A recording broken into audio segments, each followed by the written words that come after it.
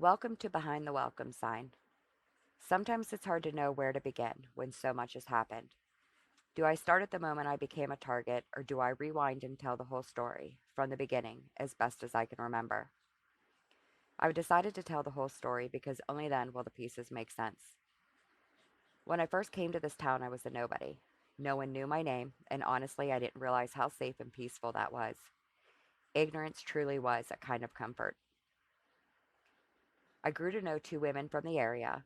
Eventually, both played a role in getting me to join the fire department. Before I ever even sat in on a full meeting, I was being asked to help with background checks. Looking back, I should have seen it as a red flag. However, another member was asked, and she said I knew how to do that stuff. So when I was asked, I agreed, not realize I was stepping into something much bigger and darker than I could have imagined.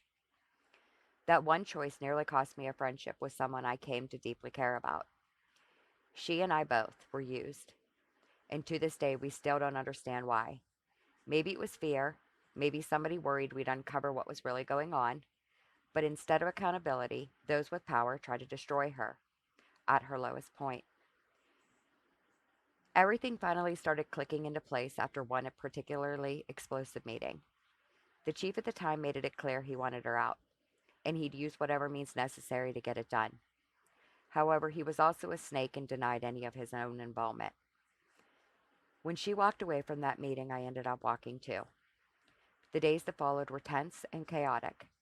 Eventually, people calmed down enough to talk like human beings, and that chief was pushed out. I didn't know the history, the politics, the backstories. I was just someone who wanted to volunteer. I wanted to help. I wanted to serve a community.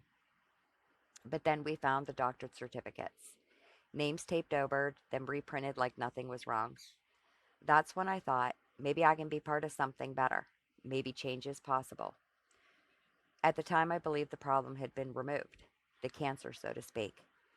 But I had no idea how deep that rot really went.